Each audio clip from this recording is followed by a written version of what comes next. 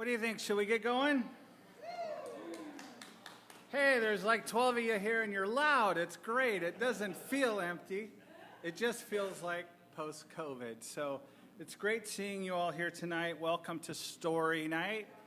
Anybody here for the first time? Oh, yes.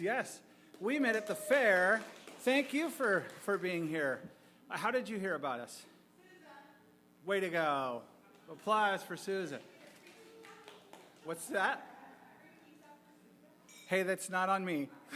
But, no, I can authorize a $4 discount. That's what comes anyway. So, all right. So welcome to Story Night. In case you don't know what we do here, I try to explain this. It's true stories. We throw out a theme. Storytellers get up. On most occasions, we try to limit it to 5 minutes. Since we don't have that many storytellers, we're not timing people. It's only long if it feels long. So we don't have any set limits on you. Normally when we time people, we have a green, yellow, and red card. The green card says you got a couple minutes left. Yellow card says, okay. And the red card means we're sure there's an ending. Please find it. And tonight we're not messing with that. Unless you all start applauding before the story's over, that would be the only sign. And nobody's ever done that. This is a polite group. Story night. 5 minutes, no props, no notes, just true stories, autobiographical. The truth is affirmed by the storyteller. I don't have fact checkers on staff, so I can't attest to the truthfulness of the story. I'm sure there have been whoppers told up here before, but we don't encourage it. We want to grow through the true stories in our lives in this event. In case you didn't know, we are recording this event. The recording goes out on BCAT. I'll take it this weekend and edit it, and hopefully edit it slightly, maybe a little less rigorously than I did last time. And it'll go out and be scheduled on BCAT. You'll see it running periodically. It has run a few times. But I think you can also go to the BCAT website and find a link to it. Also, you can see last month's event at storynight.org. And as soon as I have the recording finalized, I'll have it on storynight.org as well, where you can also listen to podcast episodes that we've done. I've been a little slow on those recently. I'm not sure how quickly that's going to change, but you do have the live recording with video as well. BCAT has been nice enough to allow us to use their equipment. So actually, can we get a round of applause for BCAT? Because they've been encouraging this. We are also live streaming from my laptop over there, so as long as the battery lasts, people at home will be able to watch this. I'm pretty sure they can see us. You can all wave to the folks out in TV land. I'm not sure they can hear us, but I won't know until we can see it, watch it later, and discover whether it is. That recording is actually going to go away, and so you should feel special out there in podcast or in live stream land, that you're going to be among the few that see this. I've already given them a heads up on one thing that's going to happen at this event, but I wanted to present the live stream. In a normal situation, I wouldn't do that because I want you to be here. But there are people who don't feel safe being in a crowd like this, and so I want to support them as well because they'll support us. We do this in partnership with Kitsap Regional Library. Please, a round of applause for Kitsap Regional Library. I have some information for you. I know Jose and Priya are watching tonight. They have commented on the live stream already. First announcement.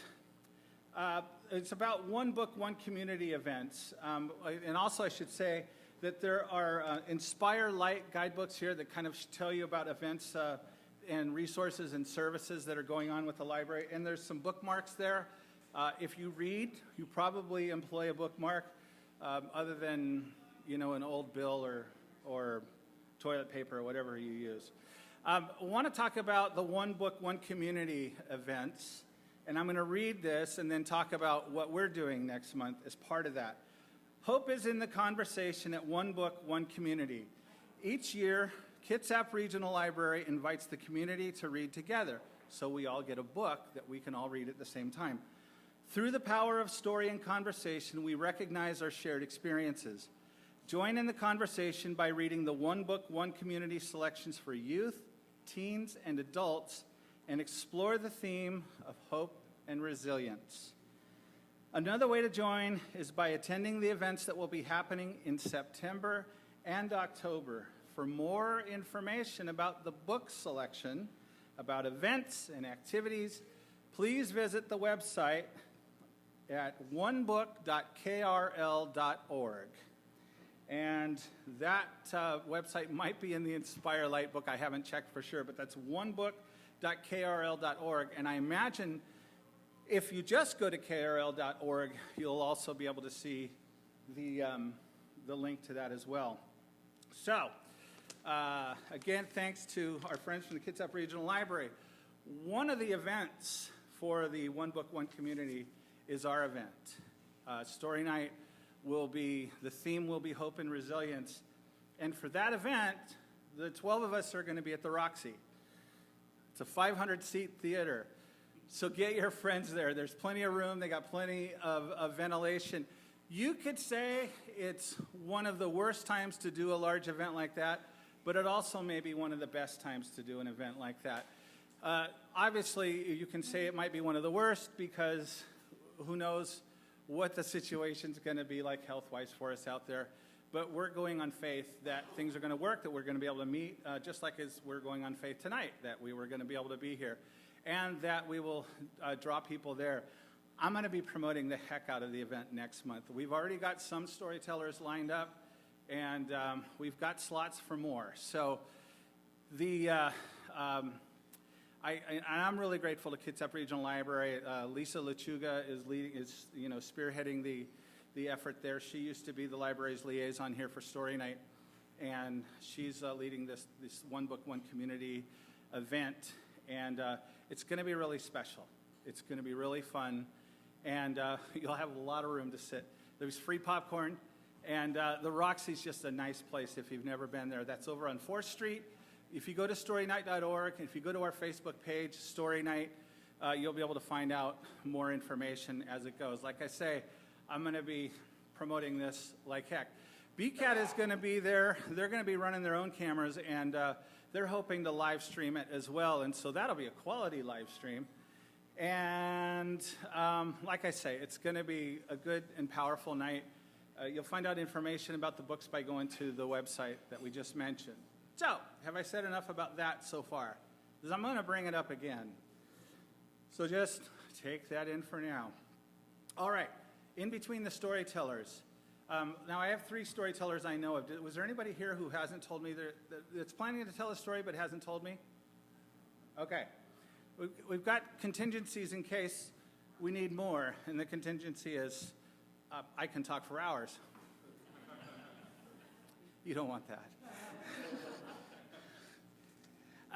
In between each storyteller, you've seen the slips of paper on the tables. We allow you to participate, as Allison is doing right now. You get to participate in the storytelling, even if you're not. By the way, Allison is also putting money in the tip jar. It doesn't take a lot of money to run Story Night, but it takes a little bit. If you'd like to contribute to Story Night, if everybody left a buck, we'd be okay. We're going to be okay whether you do or not, but that will help quite a bit. Okay, so in between each story, I'm going to read these slips that have been handed to us. I've already read one of them to our group that is live streaming. And don't whine about this being a rerun, you live streamer viewers. This is, this crowd hasn't heard it yet, so just consider yourself privileged. Okay, so tonight's question. Tell us about one of your best and or worst moments at work.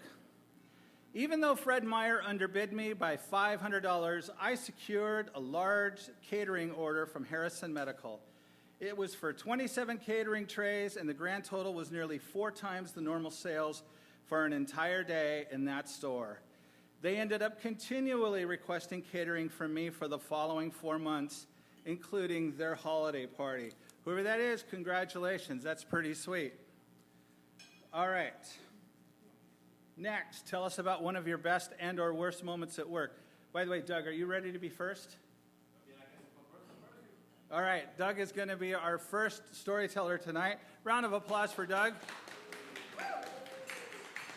To be honest, I didn't hear how you answered it. I just assumed we're okay. We're all right. Okay. Tell us about one of your best and or worst moments at work. Last year was without a doubt my hardest year of teaching yet, out of 13 years. But the amount of flexibility of my fellow staff members was inspiring. Watching my families rise to the occasion was amazing. But the best part, I get a little bit clamped at things, and it's been getting worse lately. But the best part was watching my students succeed. They really rose to the challenge, and I'm so proud of them. So it was my hardest school year ever, but also my most rewarding. Congratulations. Thank you for sharing that. All right, Doug, you're up after this, okay? Okay, so the rules about, I see you with your mask there. So the rules about the masks are, according to the state rules, if you're eating, you don't need your mask. If you're performing, you don't need your mask. This is considered performing. So I'm not a cop, but I think the rules are there for good reason. So tell us about one of your best and or worst moments at work. I was 8 months pregnant.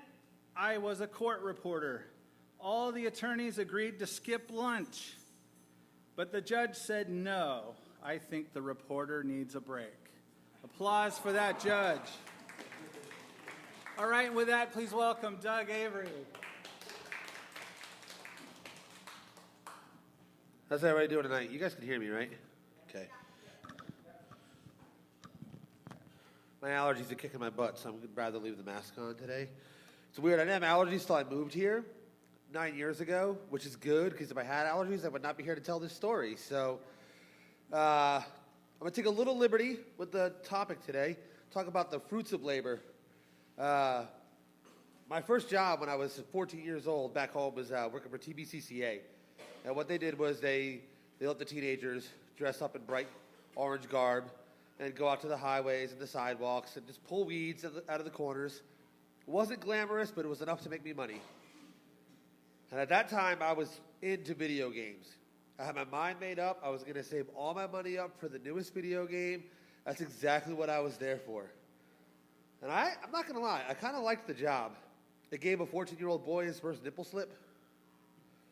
True story. Coincidentally, gave a 14-year-old boy his first prepubescent crush and taught him a very valuable lesson about wearing shorts. But it was a fun job. It got me paid. And I put money away every single week. I made about $20 a week if I was lucky. But I put it away every week. Right into my savings account, right into my savings account, right into my savings account.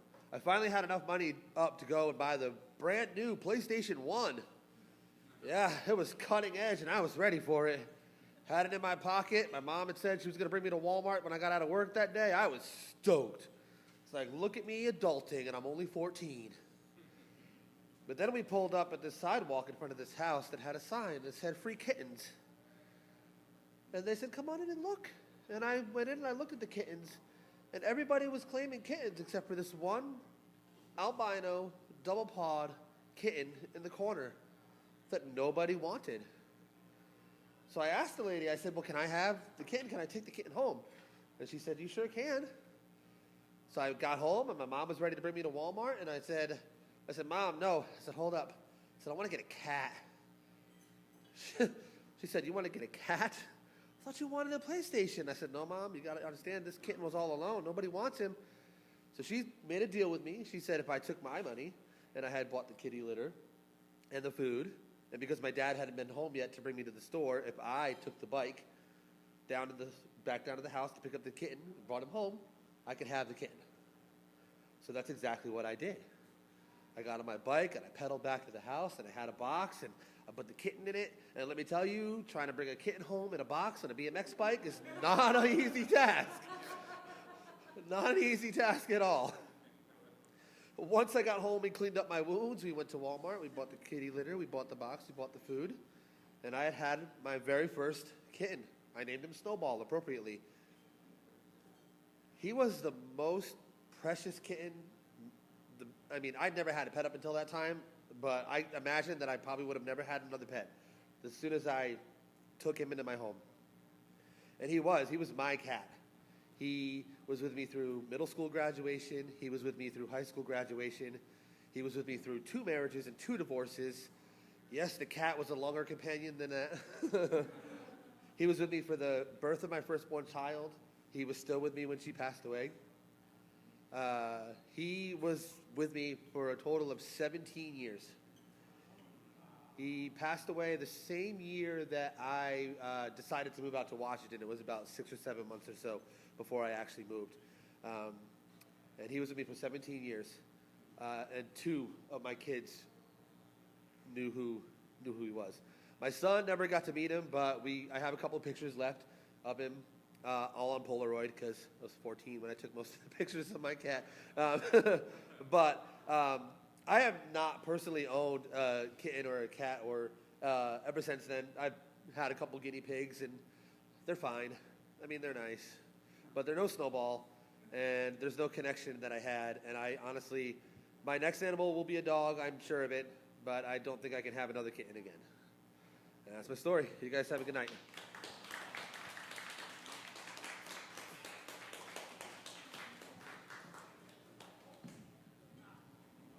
How about another round of applause for Doug and for Snowball? Wasn't Snowball the Simpsons cat's names? Unfortunately, a really common cat. Snowball 1, it was Snowball 1, Snowball 2, Snowball 3.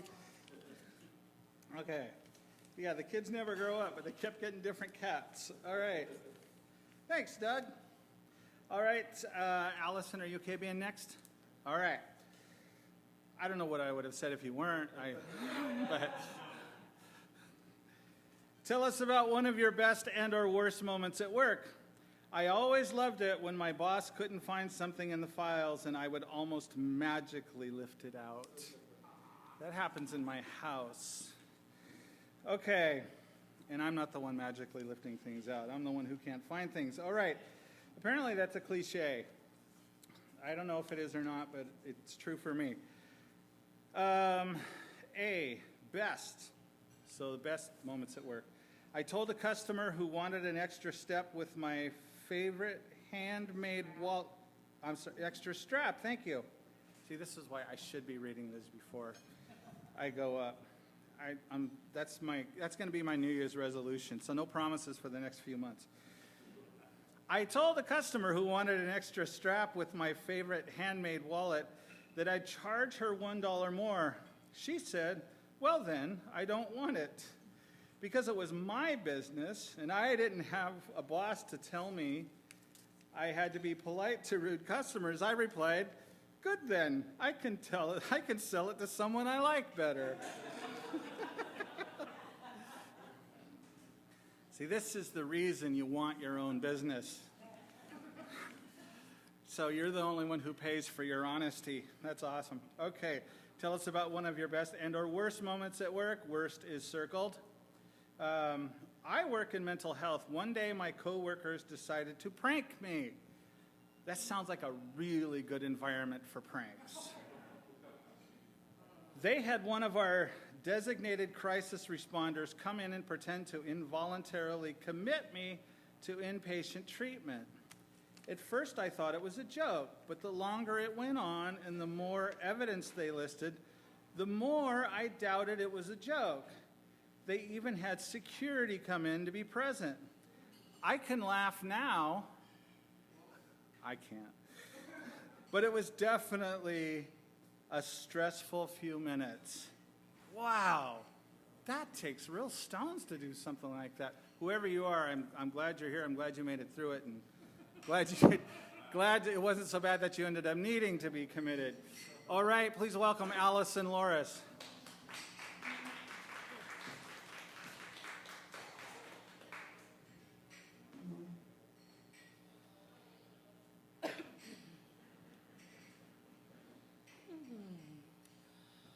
Well, folks, this has no story arc, so I'm glad it's not being judged. As Homer Simpson once said, it's just a bunch of stuff that happened. But it is about labor. About this time of year in 1974, I was a few months pregnant. My first husband and I had split up and gotten back together, and he did not want another child. Our daughter was 6, but I did. And if he really didn't want another child, he should have been a lot more careful about protection. So we lived in a really great neighborhood at that time. It was called Cascade. It was in Seattle, cut off from Capitol Hill by the freeway. And it was, all the housing left in it was very shoddy. It had been zoned for light industry, so people could not improve on housing. And the rental housing there was so very far from being improved that it wasn't kept up at all. So it was all very poor people that lived there. Poor elderly people living on their Social Security, and poor young hippies and artists and community activists. We actually had a community council. We had a community center. We had a medical clinic twice a week in the community center. We had a co-op for a little while, which may be the only food co-op ever that sold TV dinners, because that's what the old people wanted. It just seemed like a really good place to have a child. And I was working at the Pike Place Market then. That was me, by the way, who was rude to the rude customer. And I could walk. It was about a 20-minute walk from our apartment to the market. In fact, one morning, I was on my way to the market with my belly out here and my backpack full of merchandise and little stands for it, sticking out and back. And the light changed when I was partway across the intersection, and this yuppie in his shiny new car honked at me. Oh, bad idea. I stopped. I looked him right in the eye, right in front of his car. I gave him the finger for a complete cycle of the light, and then I finished crossing the street. I bet he never did that to a pregnant woman again. Anyway, I was about 8 months along then, or so I thought. My doctor thought I was more like 7 months. Whatever, I was huge. When my daughter was born, I was very young. I had this paternalistic doctor who ignored everything I said, clapped an ether mask over my face when I went into labor, and so I and my daughter were both poisoned with that and had a really hard time bonding when we came to. I was determined to do it right this time. I was going to have my kid at home.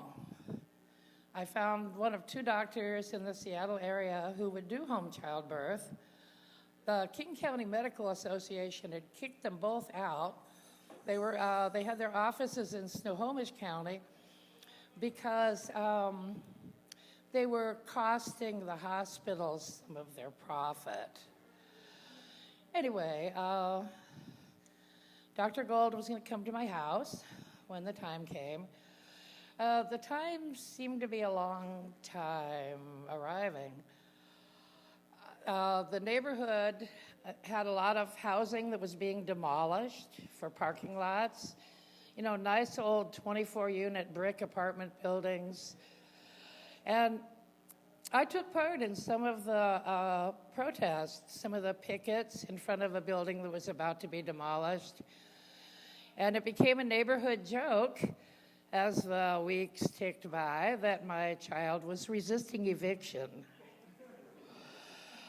But the day, well, you know, if you've ever been pregnant, you know that people come up to you, complete strangers. They come up, they try to pat your belly. They get this silly smile on their face, and they croon, "Ooh, when are you due?" The day I said 3 weeks ago was when I decided to go home and wait.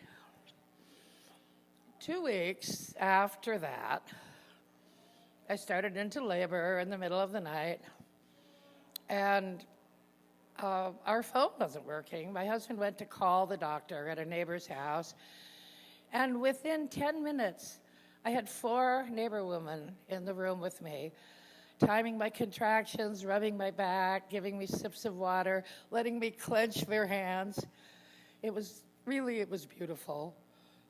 Even through the pain, I knew it was beautiful. And then the doctor arrived, and he said, after a brief examination, "I think you could go ahead and push now." So I pushed. And I pushed again, and the head popped out. And my daughter said, "He's got green hair." Well, he didn't, but it was the amniotic sac still clinging to his scalp and the blue veins in it. But she was right about the gender. It was a boy. On the third push, he just shot across the bed and said, "Oh, no slap needed." He had such deep, grooved wrinkles in his cheeks. His fingernails, they're soft in the womb. They were so long that they had folded back. And he had 2 kinds of hair on his head, just like his sister did when she was a month old. This very fine black hair falling out and this sort of colorless hair that was going to be blonde coming in. And Dr. Gold looked at him and said, "Oh, he does look a bit post-mature," which was not a word I had ever heard before. But once I was cleaned up a little, the rest of the neighborhood surged in. All the women were already there. All the men surged in, and they started giving me things to eat, like brown and served sausages and carrot ice cream and all sorts of really weird stuff. And I ate every bite of it until, you have to understand, we're all hippies here. Somebody offered to fry up the placenta for me. And I said, "No, that's okay." And someone else went out and buried it under a tree. So, as I said, no story arc. It's just a bunch of stuff that happened. But, I had this baby in a very poor, endangered community, but it was the richest possible place to have a baby. We were so loved, so welcomed, so cared for. And later in my son's life, he went through a really, really difficult time. And to my everlasting shame, I didn't find out about it until too late to help him get through it. But he's turned out okay, and so have his children. And I think a lot of it has to do with that really good start.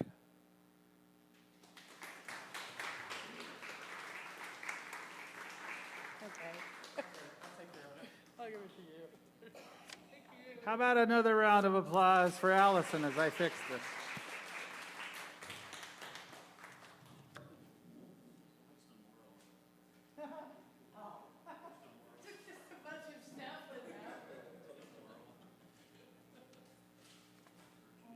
It's the stuff that happens that is the richest.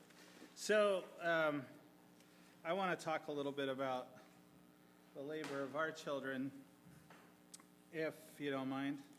And if you do, I don't know what you can do about it. But so when our first child was born, the pregnancy was great. The delivery was a nightmare. And it was just like everything you can imagine going wrong went wrong, except our baby wasn't breech, but everything else was going on. And it was such a really, and our kid was 9 pounds, 4 ounces. Big kid, 2 days late. So we had to switch, and we loved that OBGYN. And I watched him work to save my wife's life. And I have never been so grateful for skilled, knowledgeable, confident, urgent people as I was that night. It had been a long day, and not much longer for Diana than it was for me. So we had to change OBGYNs the next time because I had changed jobs and we had different insurance, and they wouldn't cover the other OBGYN. We were upset about it. He was upset about it. But we went to a different hospital, and we talked to that OBGYN. He heard our story and our concerns, and he says, okay, we'll induce early, which sounded great to us. If you're not delivering by a week before the due date, go ahead and do this. And listen, I don't want to claim that I know more than any OBGYN. I just know my experience, and I have my prejudices about how things should work. So we were, there was a false labor with that one a couple of days before the week deadline. But the week came up, and he induced, she gave birth, 9 pounds 5 ounces. So we're having big babies. Years later, we had moved, so we have a different OBGYN. We went to one who'd been recommended to us. We told him our experiences, and he said he wasn't going to induce. Just wasn't going to do that. Was not, they don't recommend it or whatever. We were concerned, but we had faith in our doctor and that. Diana has an OBGYN appointment. I don't know if she was on the due date or it was after the due date or a couple days before, whatever. Her water breaks at this appointment, 11 in the morning, 12 o'clock.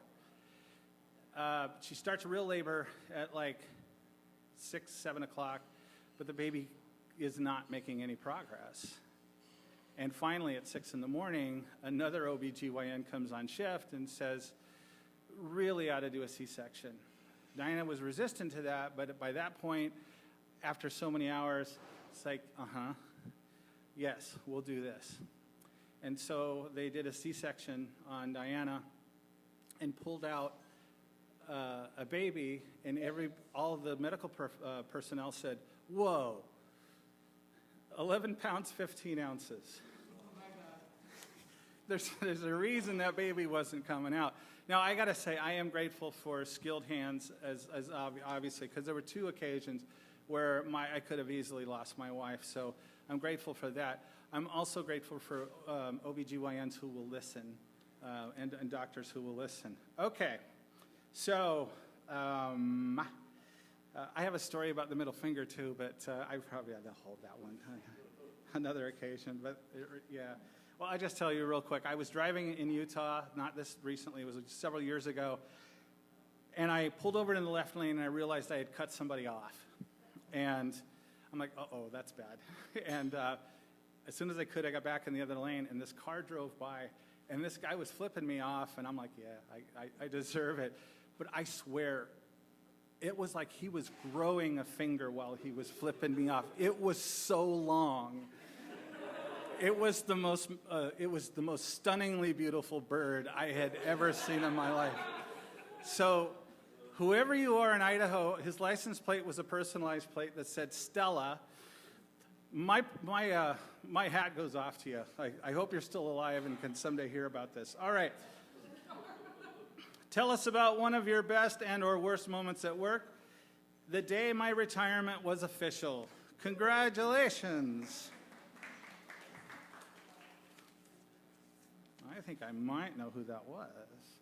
Tell us about one of your best and or worst moments at work. Companion conflict with a coworker resulted one of us to be involuntarily transferred. Being less in seniority, it was me. I was devastated. That's a drag. Okay. Worst. I was substitute teaching in kindergarten class. I'm going to read that one later.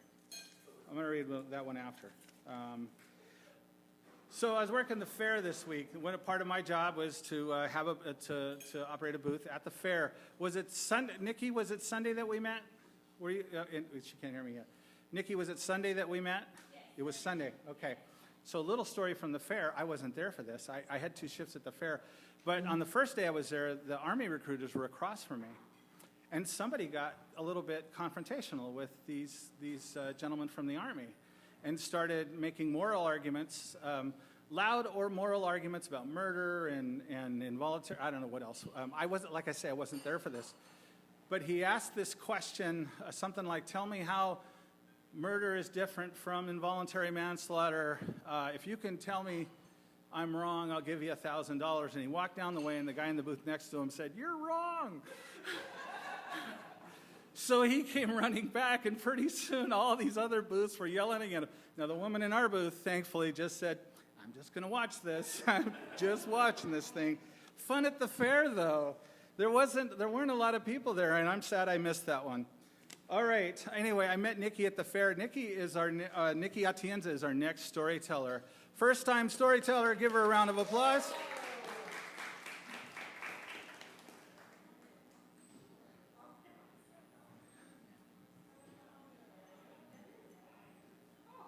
Okay. Oh, okay. I get it. Tell us about one of your best and or worst moments at work. Best, being at the court when one of my foster boys finally got adopted. That's sweet. All right, Nikki, you ready? Please welcome Nikki Atienza.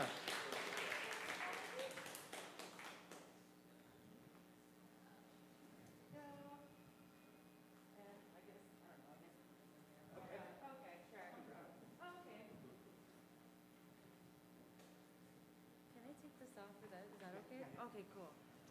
Yeah, don't walk too far. Okay, no worries. Hi, everybody. I'm Nikki. Interesting fact about me. I graduated I graduated as a communications major, and honestly, speaking in front of everybody frightens me. So I am crazy nervous. But at the same time, I just love talking, and I love telling stories.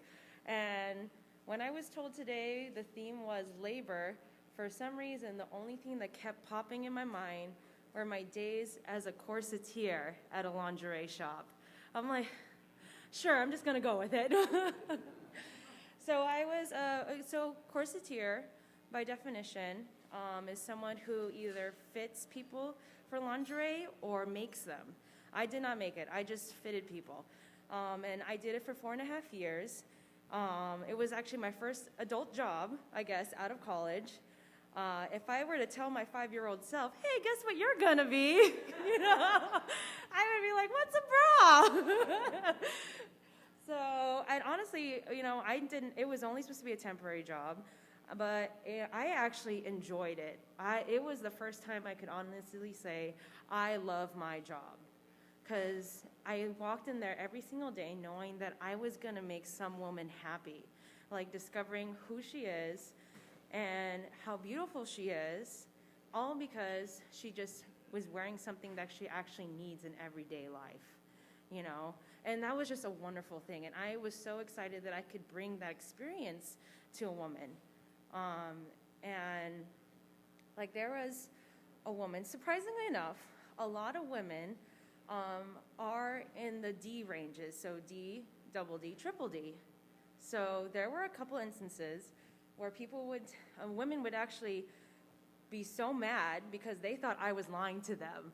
Like, no, you cannot. You're like, I swear, this is the label. I promise you. This is it.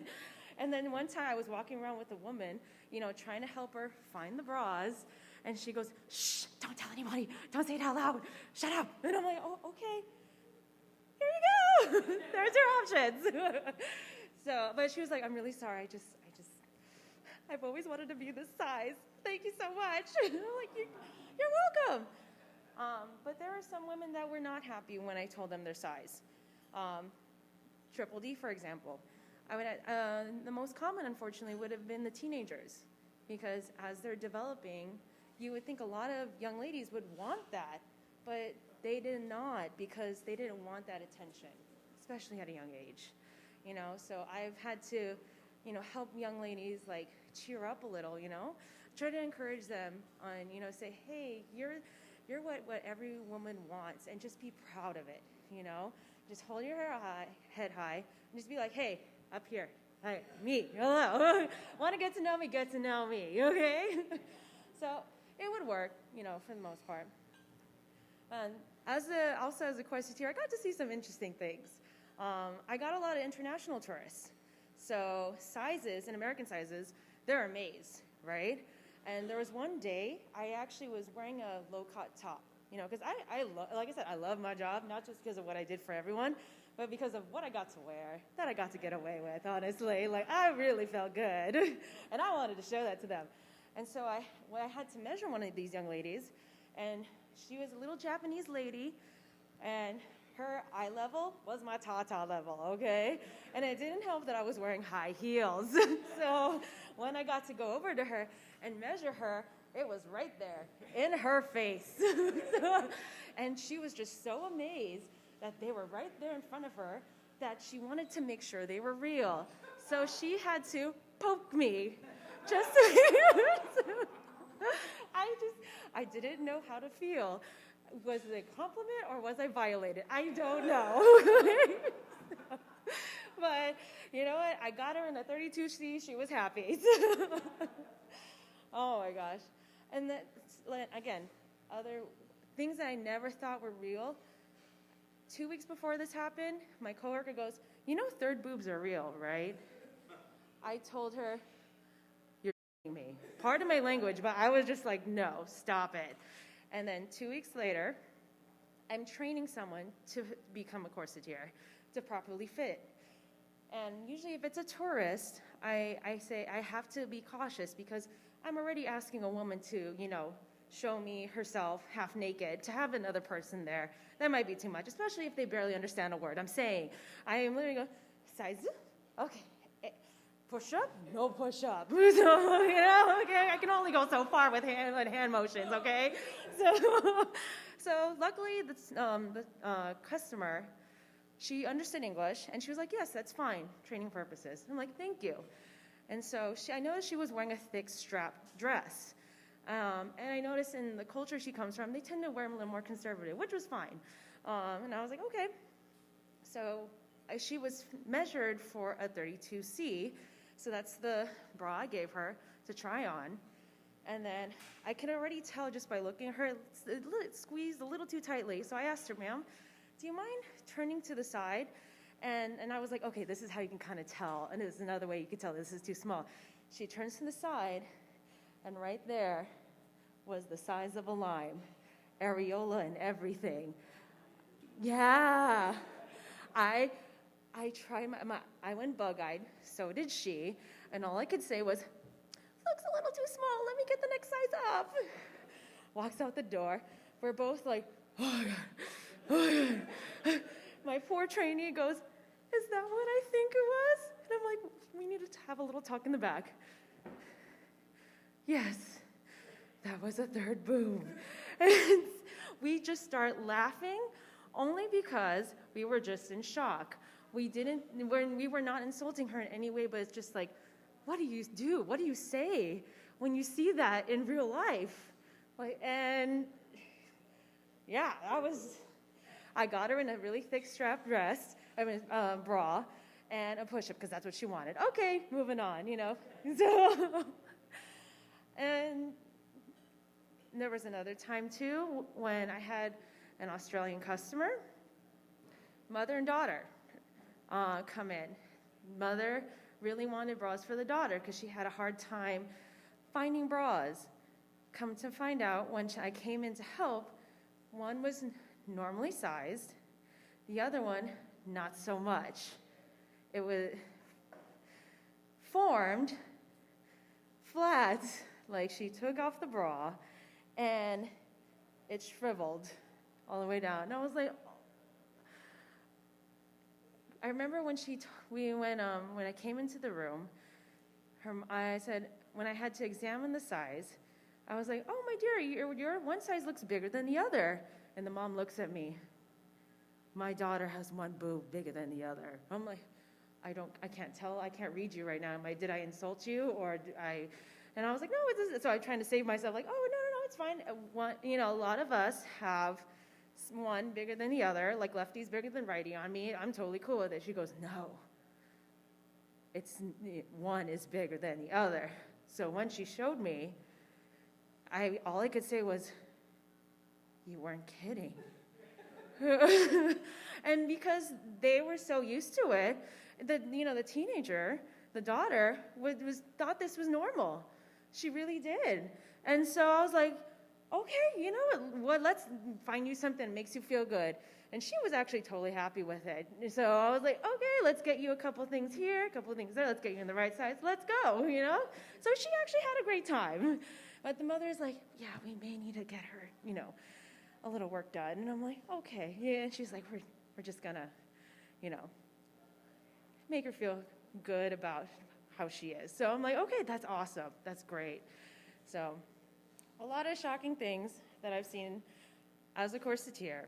But there are some things that, I was not so happy to see as a corseteer.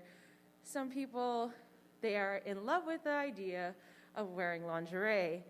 We ask people, if you're going to try on lingerie, we ask that you cover. We had just put out a new display of teddies. Teddies is like basically a lacy bathing suit, I guess, the best way to put it. And we would have there was one couple, boyfriend sat outside, girlfriend was trying on, and it always ends up being the ones where I say, please, where I forget to say, please cover up, that don't cover up.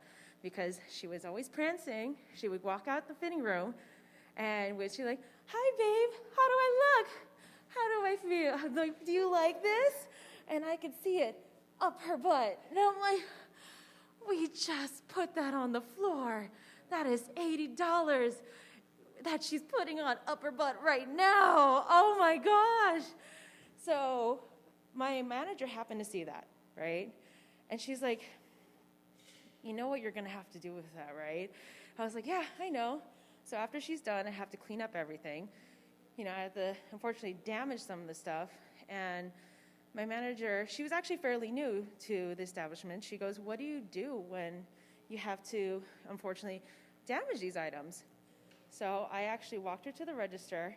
And as I walked to the register, I see the couple, right?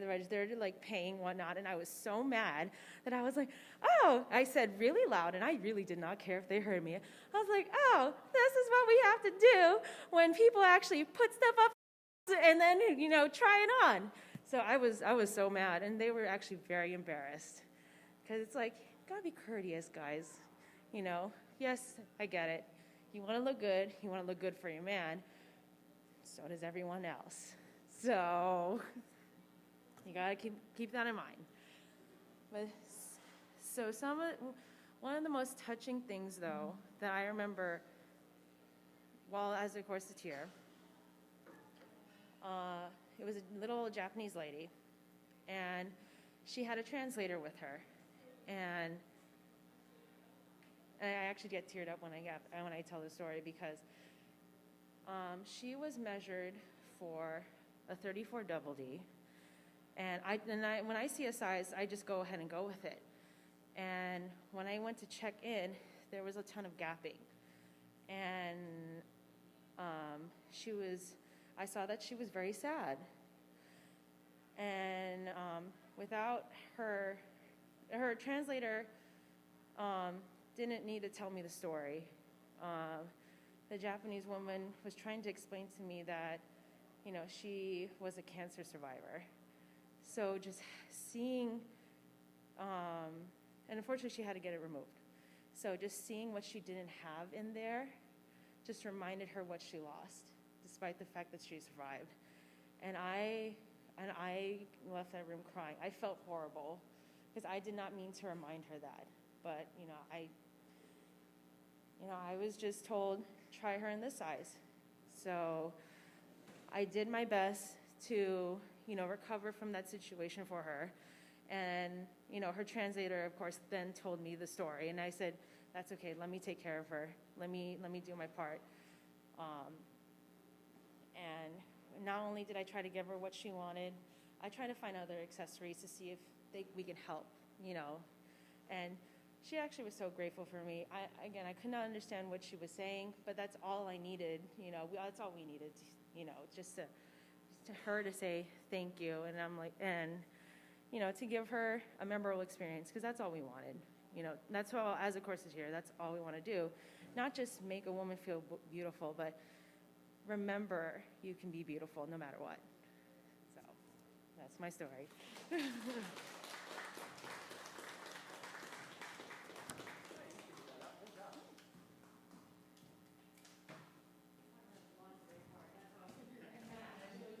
Thank you, Nikki. A round of applause for Nikki Atienza. So I got my first reporting job writing about, what did you call it? What was your job title? I got one of my first jobs writing about Victoria's Secret. It was assigned to me. I was living in Provo, Utah, and I think I've mentioned this story before, but it was, they weren't sure they wanted to hire me, and so they gave me a couple of assignments. One was a person on the street interview where I go up and talk to people about something in the news. But the other was I was living in Provo, Utah. Provo, Utah is a pretty religious community, and within the past year, they had located 2 Victoria's Secret stores in this community.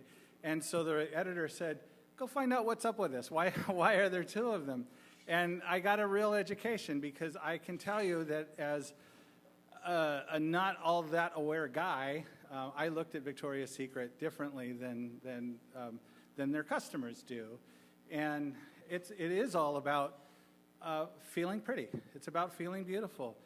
And I'm also grateful to know that if somebody tries on underwear, the next person isn't required to live with their stuff. So that's great. That's good to know. Okay. All right, I'm going to read these, and unless somebody else has got a story, we're going to go ahead and go home tonight. Is that okay with everyone? All right. We're going to get home in a decent hour. Our kids are going to wonder what's wrong. All right, worst. I was substitute teaching in kindergarten class. A little girl came in late.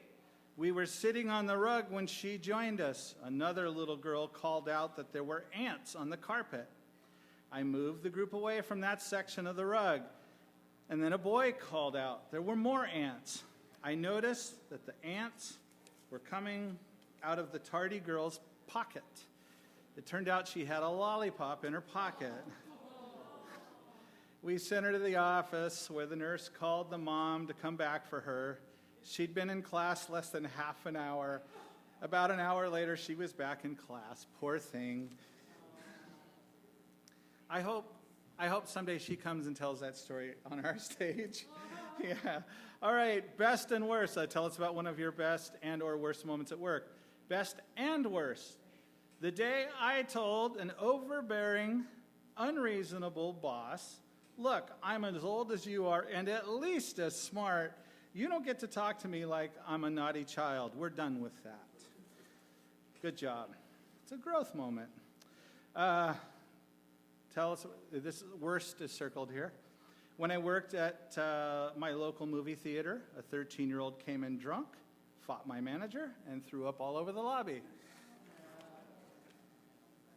This is what 13-year-olds and alcohol will create, yes.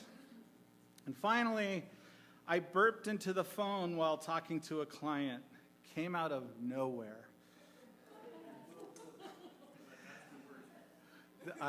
You know what? Let's see. Worst. It was a worst moment. I'm guessing you didn't get the sale or whatever you were looking for. Yes? Oh, yes. You did. Thank you. Good eye. There's at least one more. Okay. So you're relying on me reading this without vetting it first. Not vetting it for content, vetting it that I can understand it and read it competently. As a substitute teacher, I sometimes came across an unruly class. Now wait, so isn't that kind of expected when you're a substitute? The class is like, awesome, we can do whatever we want. I tell people that I was a good kid, but I had those thoughts that this is substitute, oh yeah, this is going to be fun. All right. Yes. Oh, well, come on up. Please. Believe me, this is way better than me telling it.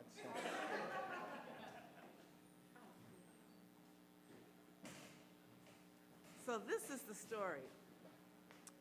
I was substituting for one of the classes at one of the local school districts, and it was known to be a very unruly class. And so the first, maybe in their middle schoolers, and I was told, well, the fifth period is worse than the other periods. So what I did, I was talking with the vice principal, and I said, you know, the day before, they were really bad.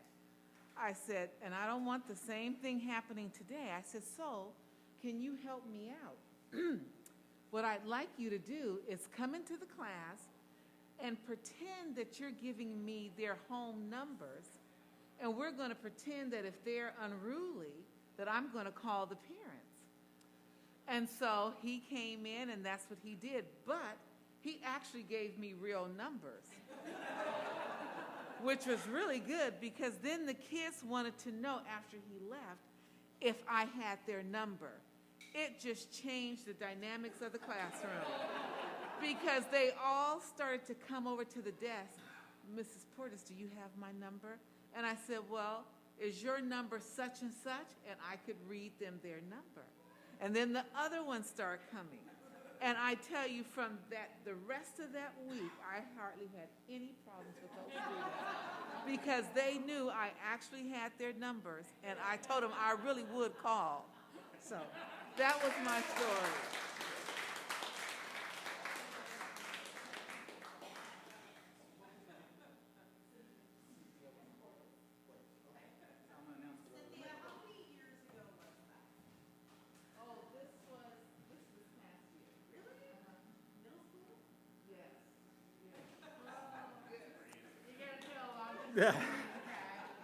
In case you didn't, well, this will be on the court. Cynthia Portis, a round of applause for Cynthia.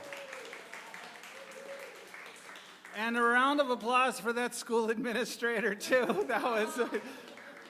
So I once did a story on people who embezzle, and I talked to a guy who is an expert in it, and he says, what companies have to do is have to make it look like if you embezzle, you're going to get caught. It's called perception of detection, and your principal or the administrator set up perception of a detection for you. That's awesome. Another round of applause. Now, I'm applauding. I hope whoever this is doesn't get in trouble. But at any rate, I want to thank you all for being here tonight. It's no accident that I read that one last, because that got to be the way we go home tonight. That was neat. Okay, so one more time I want to make clear. Next month, first Thursday of the month, I believe it's October 7th. Look at the calendar, 7 p.m. We'll be at the Roxy. The theme is Hope and Resilience. It's based on the library's One Book, One Community program. There are events going on in September and October. Again, I don't remember the website. I think it's onebook/krl.org. Go to krl.org, and I'm sure you'll be able to find it. You'll find out about other events. You'll find out what the books are. And we'll all get to read this together. I think this is a time when hope and resilience is much needed, much appreciated. We'll be back there next month. They're going to be watching the Seahawks game here. But you all want to come to Story Night at the Roxy next month. And with that, anybody else have anything to add? All right. Good night. Look forward to hearing your story. Thank you.